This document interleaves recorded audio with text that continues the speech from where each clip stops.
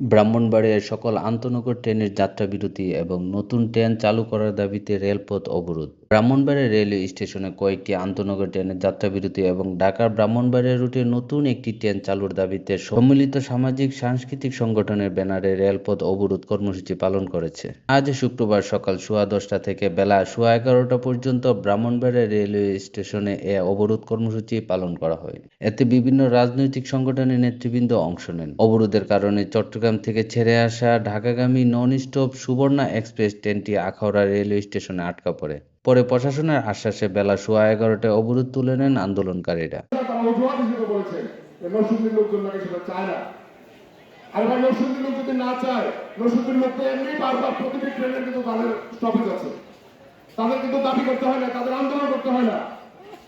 আজকে নাগরিক জেলা নাগরিক ফোরাম আয়োজিত ব্রাহ্মণবাড়িয়া অবহেলিত ব্রাহ্মণবাড়িয়াতে রেল কামার যে দাবি আমরা করিতেছি, ওই প্রসঙ্গে আমি বলতে চাই, নাগরিক ফোরাম আমরা দীর্ঘদিন যাবৎ রেল নিয়ে রেলের যাত্রা বিরতি করার জন্য আমরা আন্দোলন করিতেছি এবং বিগত সরকারের সময় আমরা একটি চিঠি করেছিলাম। এই চিঠিতে ব্রাহ্মণবাড়িয়া এক্সপ্রেস নামে একটি ট্রেন চলবে। এই চিঠিটা দেওয়া হয়েছিল শুধু পূর্বাঞ্চল ট্রাফিক কন্ট্রোলের কাছে দেওয়া হয়েছিল চট্টগ্রামে, যে শিডিউলটা মেনটেন করার জন্য যে কয়টা সময় আমাদেরকে ছাড়বে। এই শিডিউল মেনটেন করার সময় যে চিঠি গেছে, এই চিঠি অদৃশ্য শক্তির কারণে আমরা হারিয়ে ফেলছি চিঠি। ওই চিঠির কার্যকারিতা আর হয় নাই, আমরা আর ট্রেন পাই নাই। একটি বিশেষ ট্রেন দেওয়া হয় এবং কয়েকটি আন্তনগর ট্রেনের যেন যাত্রা বিরতি দেওয়া হয়, এই দাবি জানিয়ে আমি আমার বক্তব্য। এই ব্রাহ্মণবাড়িয়াতে দুইটি ট্রেন থামার জন্য আমরা প্রাণ চেষ্টা করে যাচ্ছি, কিন্তু অত্যন্ত দুঃখের বিষয়, আমাদের বুকের উপর দেয়া গাড়ি যায়, অথচ আমাদের ব্রাহ্মণবাড়িয়া স্টেশনে গাড়ি থামে না। সংবিধানে আছে দেশের সর্বোচ্চ জনগণই সর্বোচ্চ সবকিছুর মালিক, অথচ আমরা জনগণ আজকে দেখতেছি জনগণ তুচ্ছ। জনগণের এই আন্দোলন, জনগণের এই আশা তাদের চোখে লাগে না। এই সরকারের কাছে আমাদের আবেদন, অতি সত্বর যাতে এই ব্রাহ্মণবাড়িয়াতে যোগ দেওয়া হয়, থামে, তা না হলে আমরা ব্রাহ্মণবাড়িয়াবাসী বৃহত্তম আন্দোলনে যেতে বাধ্য থাকবো এবং আমরা হাঙ্গারি স্ট্রাইক করবো। এই ব্রাহ্মণবাড়িয়ার উপর দিয়ে কোনো ট্রেন যাইতে দেব না। রেল সেবা থেকে অনেকখানি বঞ্চিত।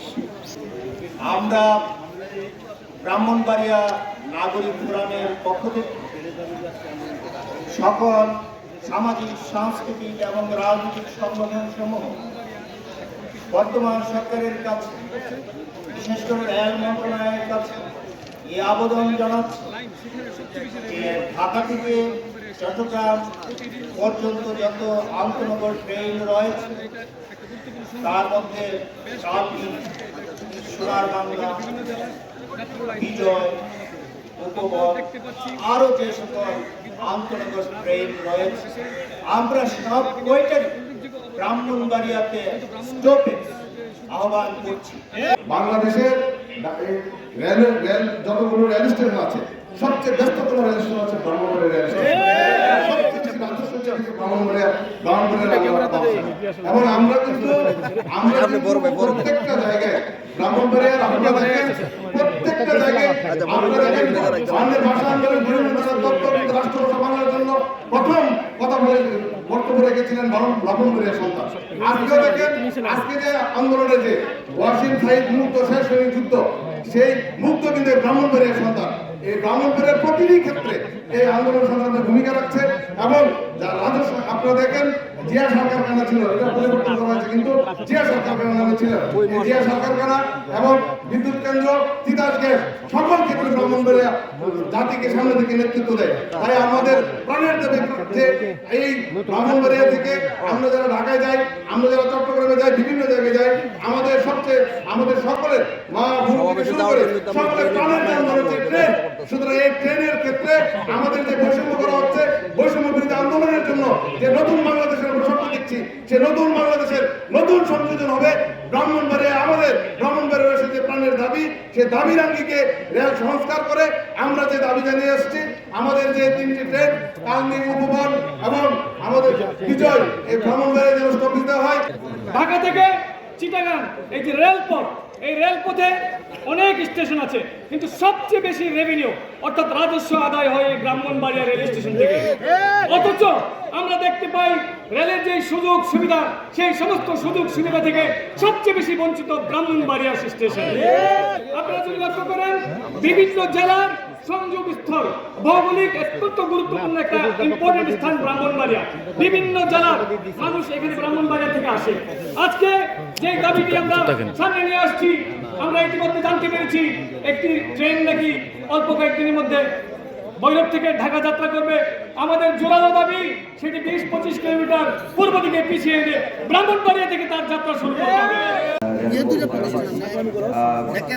এই কারণে যে আপনারা জানেন যে সত্যিকার অর্থেই এই ব্রাহ্মণবাড়িয়ার মানুষ এই ট্রেন কর্তৃপক্ষের কাছে, রেল কর্তৃপক্ষের কাছে বৈষম্যের চরম বৈষম্যের শিকার। আমি শুধু বলবো যে বৈষম্য না, চরম বৈষম্যের শিকার। আপনারা জানেন যে 7 বছর ধরে ব্রাহ্মণবাড়িয়া নাগরিক ফোরাম নামের একটি সংগঠন এ ব্যাপারে দাবি দেওয়া পেশ করে আসছে, বিভিন্ন সময় আশ্বাস দেওয়া হয়েছে, কিন্তু বাস্তবিক অর্থে কিন্তু এখানে ট্রেন থামার কোনো লক্ষণই নাই।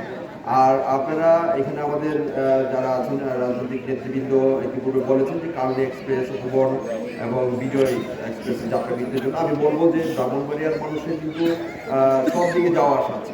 আপনি কি ব্রাহ্মণবাড়িয়ার মানুষের কক্সবাজার যেতে ইচ্ছা করে না?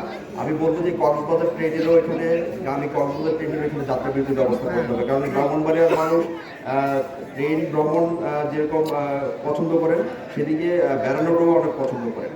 আমি মনে করি যে এই যে পর্যটনের এই যে ইয়েতে কক্সবাজারে যাতায়াতের ব্যবস্থা করা দরকার।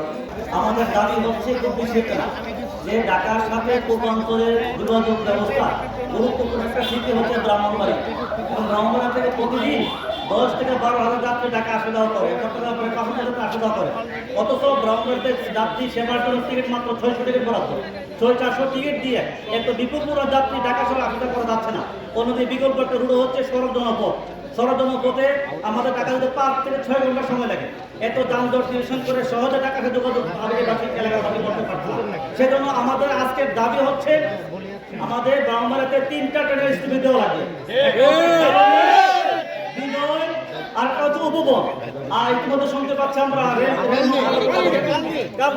কালনী বিজয় উপবন, কালনী বিজয় উপবন 3টা ট্রেনের যাত্রা দিতে আমরা চাই।